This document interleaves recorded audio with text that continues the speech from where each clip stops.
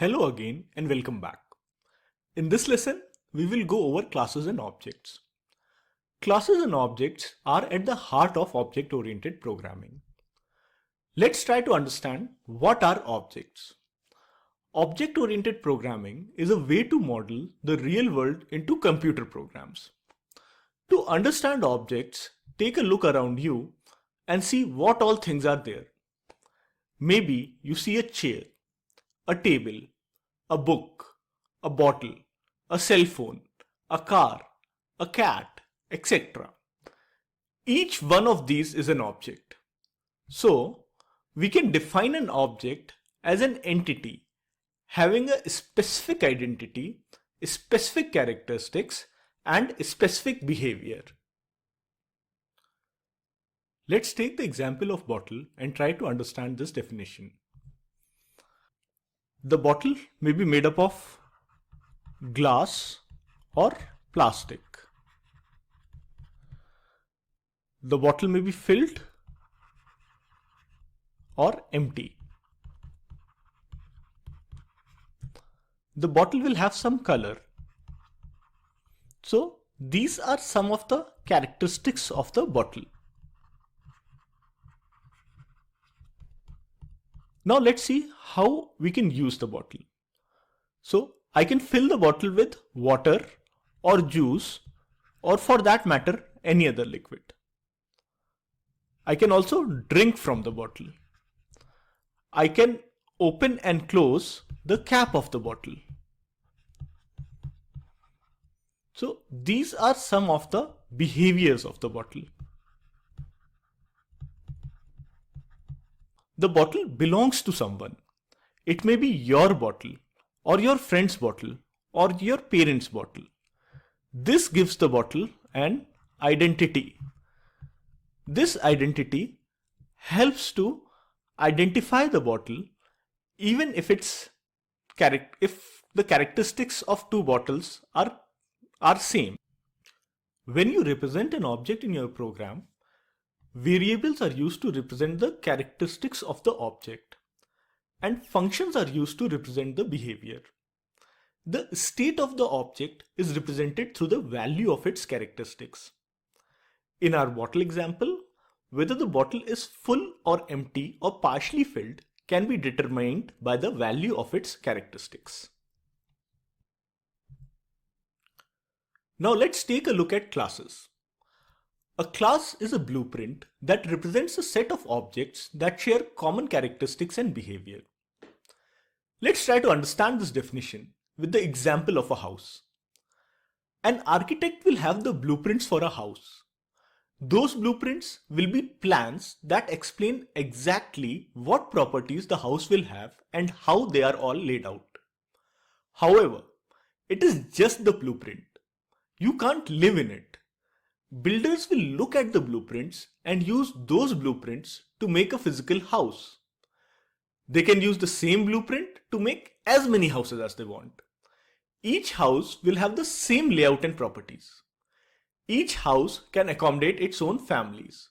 So, one house might have the Tatas live in it, while another house might have the Ambanis live in it. The blueprint is the class, the house is the object, the people living in the house are data stored in the object's properties. Let's take a real-world example to understand classes and objects better. Let's say I want to develop a dog adoption website.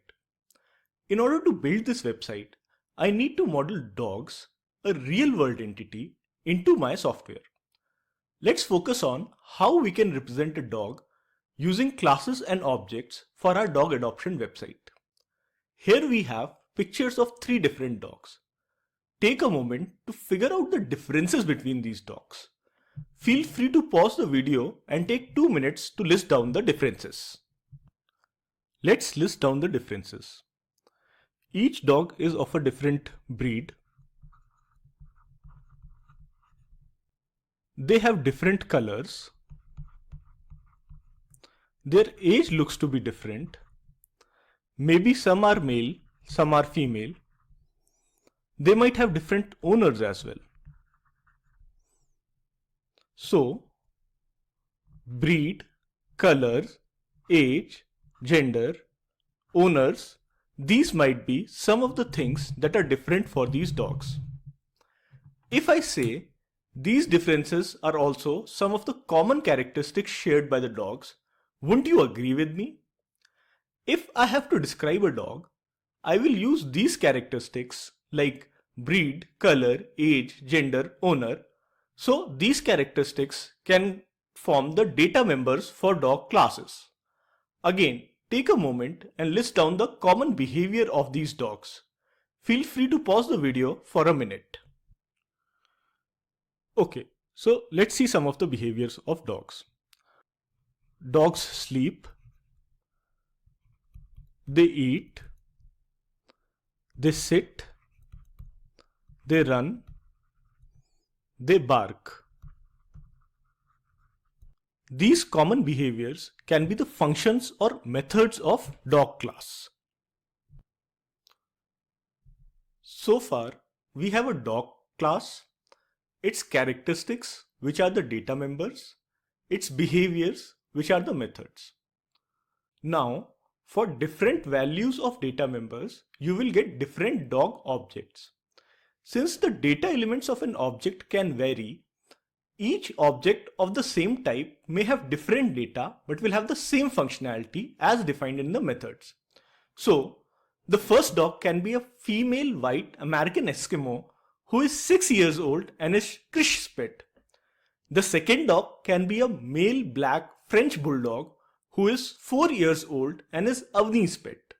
But both the French Bulldog and American Eskimo have the same behaviors, as in they both eat, sleep, sit, run, bark, etc. Now that we have developed some basic understanding about classes and objects, let's try to understand why classes are considered object factories. A class has the complete description of the data elements the object will contain, the methods the object can do, the way these data elements and methods can be accessed. How will I get an object of a class?